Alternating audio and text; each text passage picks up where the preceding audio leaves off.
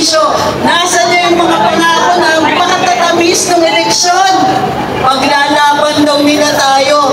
Eh nauna pa sila dun sa nakawan. Ano din? Nasaan na yung pinangako nilang serbisyo? At naaalala nyo ba 2024? Ay sorry. 2024. Anong ginawa nila sa budget? 8 bilyon ang pinamigay nila sa ayuda. 1.3 billion na daw po. Salamat. Tapos mga logo, 1.3 billion daw ang naubos para sa pamimigay nila sa ayuda. 1.3 million yun na hindi naging serbisyo. 1.3 million na hindi ginamit para sa flood control. 1.3 trillion na hindi nagamit para sa healthcare. 1.3 billion na hindi ginamit sa pagtatanggol sa ordinaryong mamamayan. Trillion, sorry. 1.3 billion na hindi nila binigay bilang pagtatanggol, serbisyo, o kahit man lang para masagot yung rising crime rate. Hindi. Itong 1.3 million. Trillion. Kita mo, hindi ko na nga ma-imagine yung million.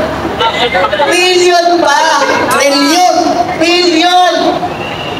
Ang napunta sa mga kotse nila, napunta sa mga damit ng mga malaprinsesa nilang mga anak.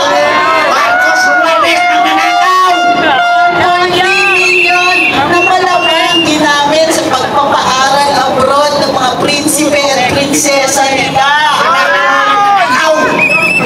Sa pagpipil, correct, scholar ng bayan, sana all. 1.3 trillion na napunta sa designer clothes. Bag! Tinchak, sana pinakain nyo. Subensyon! 1.3 million na hindi ginamit para mapababa ang presyo ng bigas. Tama! Muli, kinagagalak ko na finally marami na ang umaalsat na gagalit dito sa harap-harapang pagnanakaw sa kabanang bayan. Galit na kami! Galit na tayo! Hindi pwedeng hindi tayo magsalita. Ginagarantiya ng saligang batas ang karapatan natin maghinalaing laban sa korap na gobyerno. Karapatan natin itong pagpupulong-pulong natin dito. Karapatan natin na marinig tayo. Panindigan! Tayo po ay tutuloy-tuloy ito. Walang bibitiw. Walang bibitiw! Walang iwanan! Walang iwanan! Tuloy-tuloy na ito. Tuloy-tuloy! Huwag tayong magpapatinag dun sa mga yan. Pera natin ang gamit nila. Ang yaman pala natin. Mayaman tayo, ninakaw lang!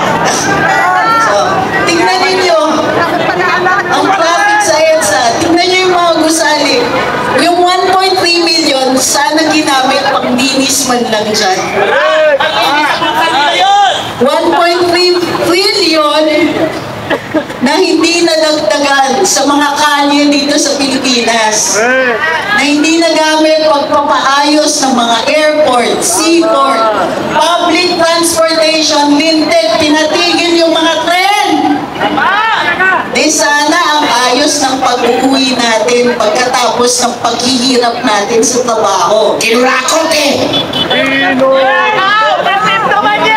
Ang dami nating mga opisyales, dumadami pa, isipin ninyo, 300, higit sa 300 ang mga kongresista natin. Ano ang pinasa nilang batas? Magnakaw na batas! Ang masama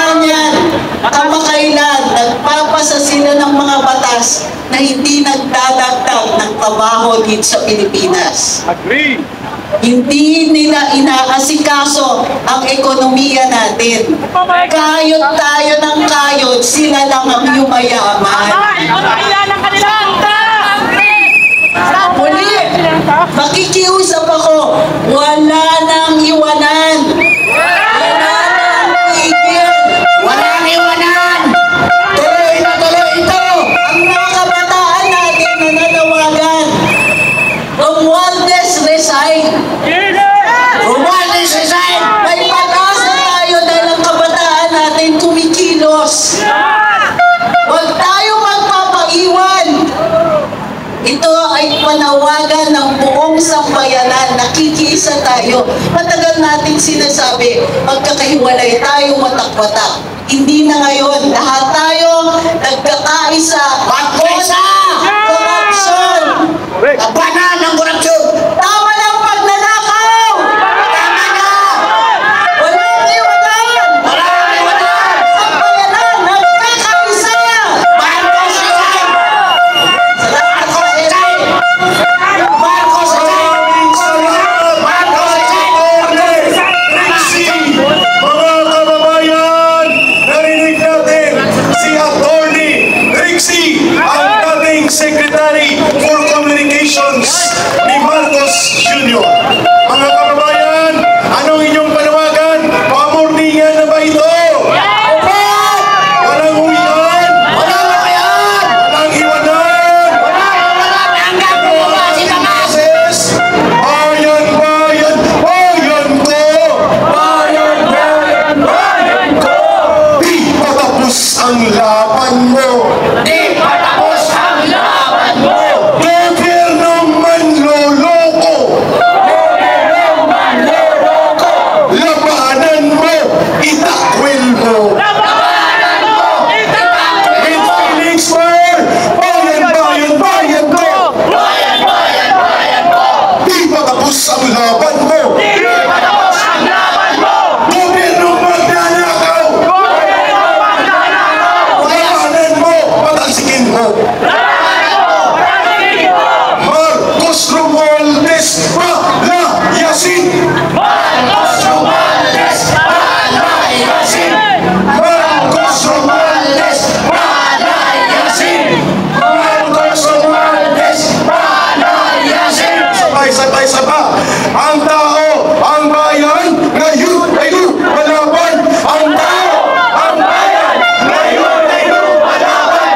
Ang tao ko, pagkorningan, wala naman pala ang hangin. Higop hangin, buga ng paninindigan. Ang tao, ang bayan, ngayon ay lumalaban! Ang tao, ang bayan, ngayon ay lumalaban! Ang tao, ang bayan, ngayon ay lumalaban! Ngayon! Alis dyan! Marcos! Alis dyan! Marcos! Alis! Mayroong awitin na manggagaling sa ating pagmamahal. Sakasakali po nalalayas na ang mga demonyo sa Malacanang at ang mga masasamang espiritu. Palayasin! Ito po ang awitin ng nararapat ayon sa batas. May otoridad na magpatakbo ng gobyerno sakaling bulok at walang katuturan at kontra sa interes ng mamamayan. Ang Pangulo ng Bansa isinasaad sa ating saligang batas, the Vice President can take over. And the Vice President can take over. Constitutional successor! And the armed forces of the Philippines can recognize the Vice President to be the successor. Yun! May awitin po tayo. Brother Sandy Suliman, take it away. Okay. Sigurado kayo pamurningan ito. Ito ay pamurningan at patuyuan ng pawis. Hanggang umalis si Bangang! Okay. Kaya tayo ay hindi lamang mga anak pawis. Tayo ay amoy pawis na rin. Wala ba? Yan na! Oh, yan na. At dahil dyan, nagpapasalamat tayo kay Atty. Trixie Cruz Angeles sa kanyang pakikipagkaisa. Ang panawagan ng mamamayan, bawiin ang Pilipinas. Ang lupang to'y sa atin, sa inyo at sa kanya. Hindi sa mga mandarambong. Ang lupang ito, ang bayang ito, ay para kay Jose, Maria at Juan sa bawat ordinaryong mamamayan. Kaya dapat bawiin. Yan. Bawiin! At dahil dyan, napaos na ang piniplay. Tawagin na natin si Undersecretary Ben Ranque. Dahil kanina pa gusto niyang sayawin ang Marcos, Marcos, Magnanakaw. Come over to Papa. Marcos, Marcos, Magnanakaw! Marcos, Marcos, Magnanakaw! Sigaw! Marcos, Marcos, Magnanakaw! Magnanakaw si Marcos! Marcos, Marcos, Magnanakaw! Marcos, Marcos, Magnanakaw! Marcos, Marcos, Magnanakaw! Magnanakaw si Marcos!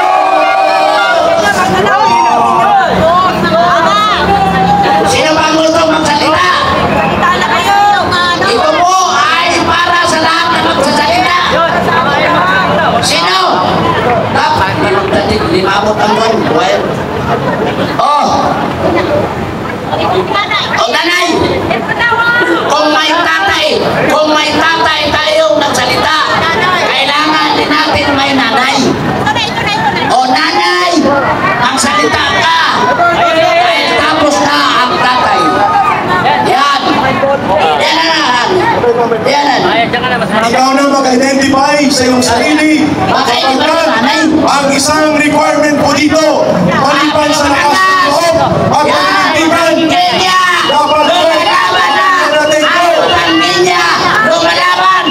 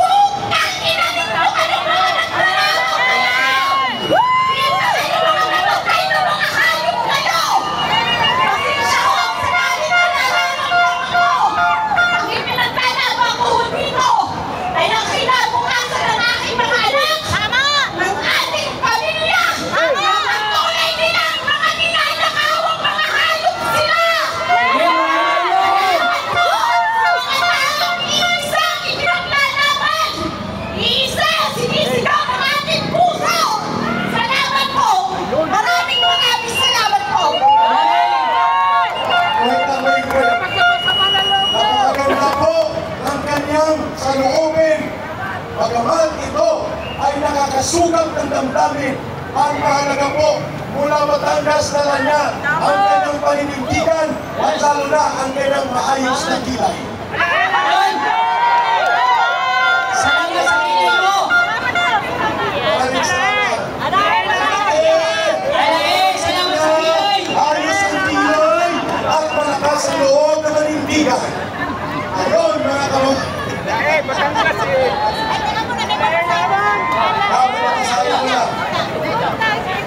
Talagang tula. Matapang.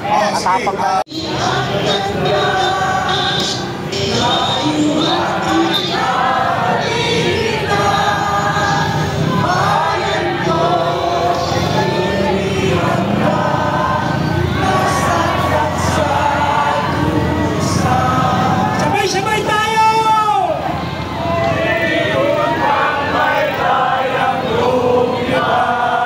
Nakasan natin!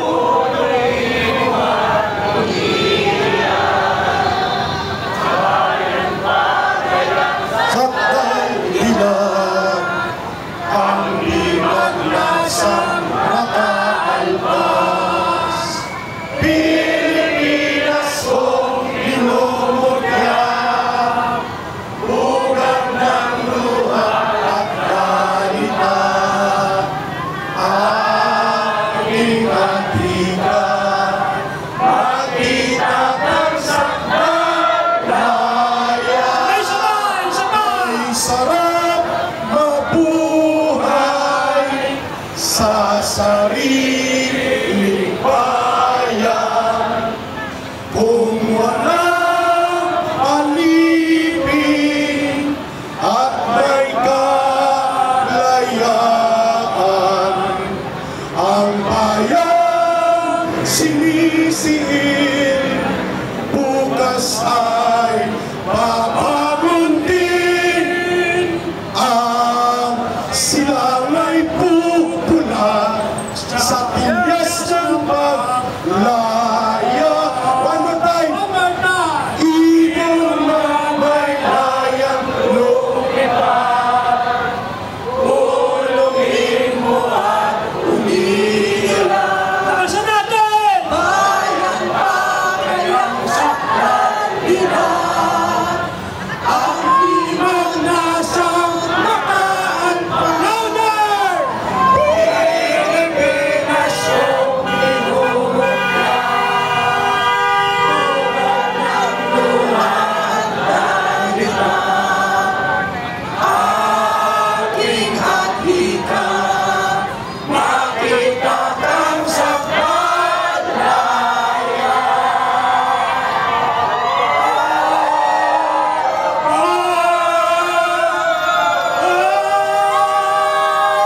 Marcos Romualdez palayasin! Marcos Romualdez palayasin! Marcos Romualdez palayasin! Marcos Romualdez palayasin! Marcos Romualdez palayasin! Ito po, mga kababayan na minamahal ng Diyos. Magandang gabi. And babasahin ko sa inyo ay ang manifesto sa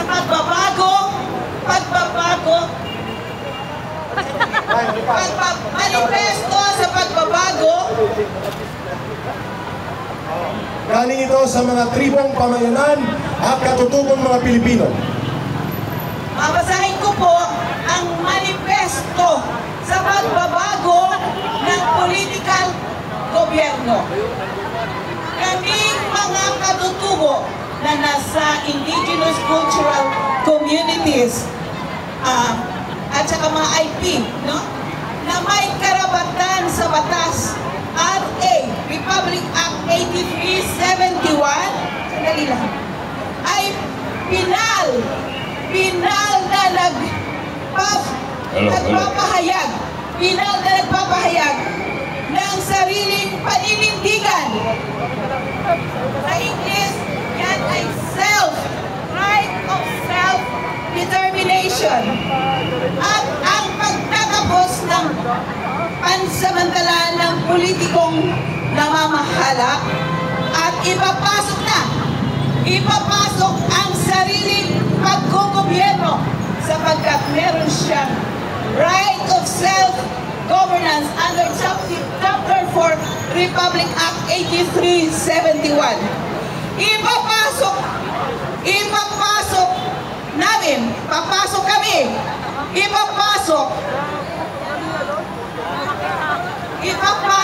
ang divino gobyerno, divine governance, sapagkat sukdulan ng masama at may paglabag sa batas na nagre-resulta ng paghihigahos ng bansa. Aming papalitan ito ng divino gobyerno. Ulitin ko, aming papalitan ito ng divino gobyerno. Piniling sistema na malinis at walang korupsyon. Salamat sa lahat sa pakikinig ng panindigan ng mga Pilipino. Hasta kayong lahat.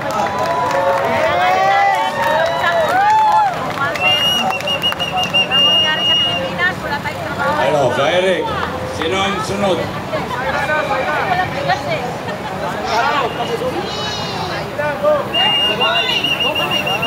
Sino yung sunod? Eric. Simoy. Halika, Simoy. Para masimuyan natin yung korupsyon. Halika. Colonel Contapay, thank you ha. Sa Lunes, wala na ang Kongreso ni Tambaloslos. Sapagkat symbolically, isasarado ang taong bayan. Ang mamamayan ay palalayasin ang masamang espiritu. At Tambaloslos, September 15, mamarkahan ng taong bayan. Si General Felizardo Simoy, retired po ito. Aminin na natin, galing sa Intelligence Service of the Armed Forces of the Philippines. At siya ay bahagi ng sambayanang Pilipino. Magandang gabi sa lahat.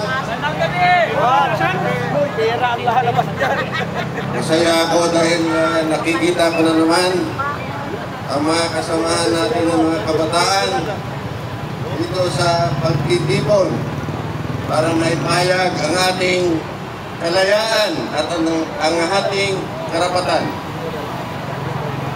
Para malaman ng lahat, magandang gabi rin sa mga kapulisan. Mabasa ko ulit, after 23 years sa Mindanao, sana mapagkabag-isip ang ating mga nasa katungkulan ngayon kung paano matutulungan ang ating bayan.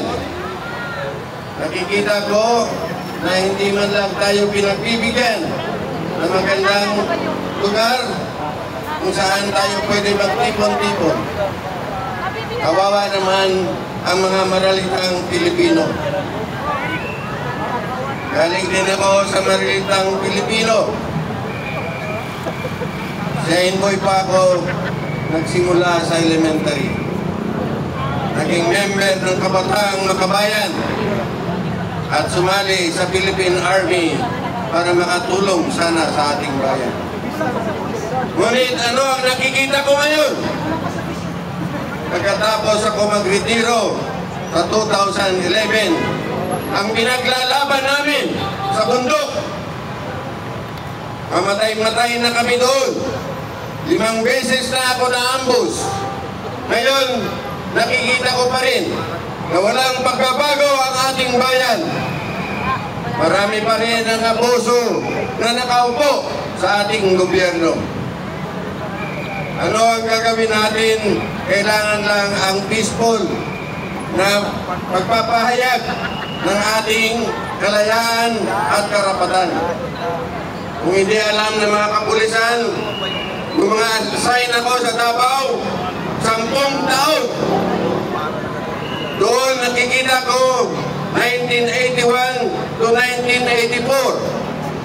Sa isang buwan, ang pinatay ng Sparrow Unit sa Davao ay 38 policemen in 1 month. Walang kapulisan. Kaya kami napunta doon. Kasama ko ang Philippine Marines, 3rd Marine Brigade, ni Colonel Biason. Ngayon, nakikita ko ang mga abuso ng iba sa atin na dapat ipagtanggol ang ating mga kababayan. Kaya nakakapanlumo na yung pinaglalaban namin sa kabundukan ay nakikita namin na hindi pala ang tunay na kaaway ng ating mamamayan ay nasa kabundukan, kundi nasa kanayunan, yung mga kurap na officials sa gobyerno na pinapabayaan lang natin. Kaya ngayon, panahon na at nakita na natin na ang corruption ay lumalala at ang karamihan sa atin ay nagbabakasakali lang na matulog sa kanilang kabahayan.